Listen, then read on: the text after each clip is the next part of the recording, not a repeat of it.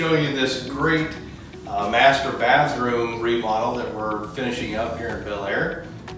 We have such a big difference in this bathroom, it's hard to explain, but we had a jetted tub over here and a small shower right here that the clients were not very happy with.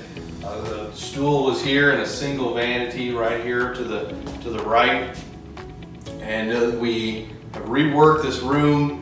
We now have this big open shower with tile all the way to the ceiling. Nice contrasting hardware and fixtures there. Nice stool closet without the door obviously, but we have a nice stool closet here and this big double vanity with tile that goes all the way to the ceiling.